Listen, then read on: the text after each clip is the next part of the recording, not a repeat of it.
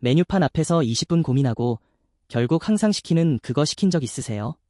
고민한 시간이 무색하게 손가락은 이미 그 메뉴를 가리키고 있죠. 사람들은 그걸 귀찮아서 또는 모험심이 없어서라고 생각해요. 근데 심리학자들은 정반대로 말합니다. 그건 당신의 뇌가 똑똑하다는 증거라고요.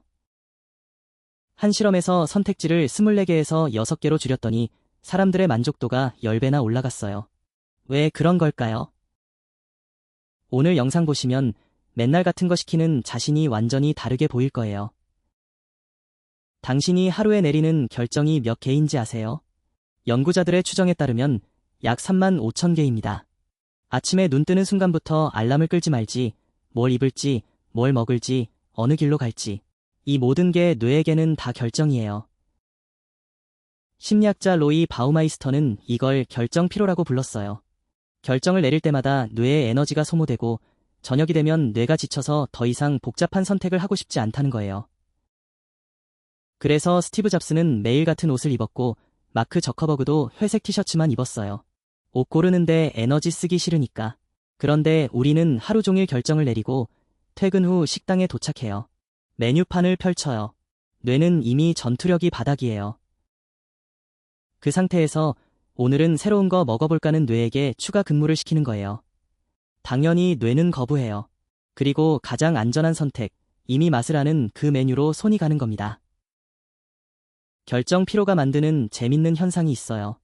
이스라엘 판사들을 대상으로 한 연구에서 오전에 심리한 사건은 가석방 승인율이 65%였는데 점심 직전에 심리한 사건은 거의 0%였어요.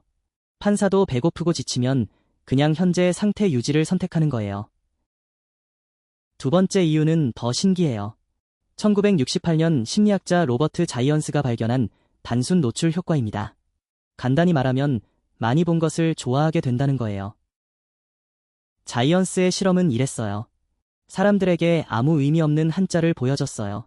어떤 한자는 한 번, 어떤 한자는 25번 반복해서 보여줬죠.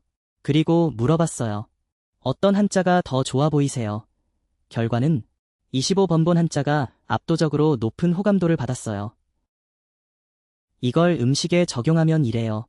당신이 김치찌개를 100번 먹었다면 뇌는 김치찌개를 안전하고 좋은 것으로 분류해 놓은 거예요.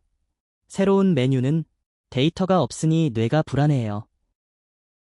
결국 맨날 같은 거 시키는 건 그 음식이 객관적으로 최고여서가 아니라 내가 이건 안전해라고 학습한 결과인 거예요. 세 번째 이유가 가장 강력해요. 2002년 노벨 경제학상을 받은 데니얼 카너먼과 아모스 트버스키의 전망 이론이에요. 핵심은 이거예요. 인간은 같은 크기의 이득보다 같은 크기의 손실을 약 2배 더 고통스럽게 느낍니다. 음식으로 번역하면 이래요. 새 메뉴를 시켜서 맛있을 확률 50%, 맛없을 확률 50%라고 칩시다. 논리적으로는 반반이니까 시도해볼 만하죠? 근데 뇌는 그렇게 계산 안 해요. 뇌의 계산은 이래요. 맛있으면 기쁨 더하기 1, 근데 맛없으면 고통 마이너스 2, 같은 확률인데 고통이 2배니까 기대값이 마이너스예요. 뇌는 이걸 직감적으로 알고 있어서 새로운 메뉴 앞에서 본능적으로 브레이크를 밟는 거예요. 거기에 밥값이라는 요소가 추가돼요. 10,000원 내고 맛없는 거 먹으면 10,000원을 날린 것 같은 고통이 있잖아요. 그 고통을 피하려고 뇌는 검증된 메뉴를 선택하는 겁니다. 이게 바로 손실 회피예요. 네 번째 이유. 메뉴가 많으면 좋을 것 같죠? 근데 정반대예요. 2004년 심리학자 베리 슈워츠는 선택의 역설이라는 책에서 충격적인 주장을 합니다. 선택지가 많을수록 인간은 더 불행해진다고요. 이걸 증명한 유명한 실험이 있어요.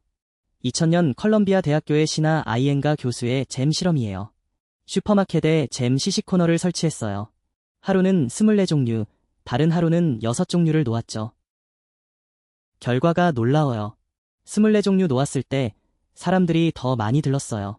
60%가 발길을 멈췄죠.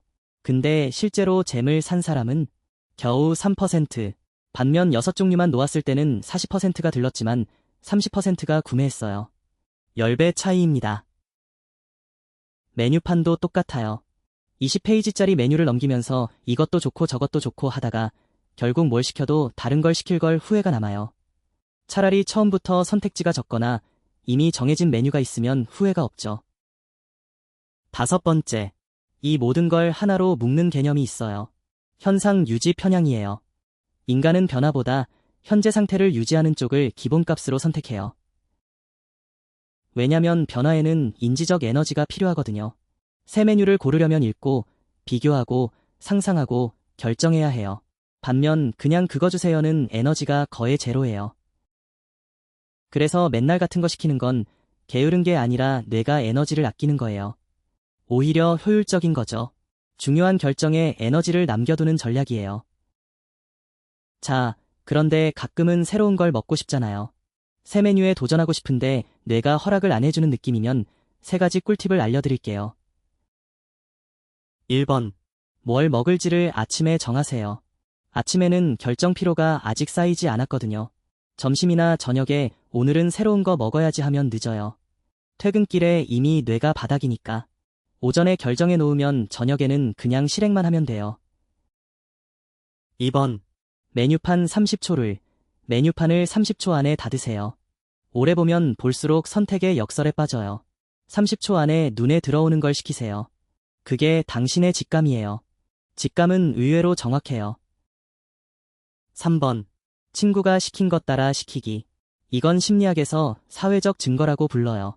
다른 사람의 선택을 참고하면 결정 에너지를 아낄 수 있어요. 그리고 만약 맛없어도 내가 시킨 거잖아 하고 책임을 전가할 수 있어요. 손실 회피 완벽 해결. 정리할게요. 맨날 같은 거 시키는 건 습관이 아니라 뇌의 생존 전략이에요. 결정 피로를 피하고 익숙한 것에 안전함을 택하고 밥값 날리는 고통을 회피하는 거죠. 게으른 게 아니라 당신의 뇌가 똑똑한 거예요. 여러분은 식당에서 맨날 같은 거 시키는 편이에요?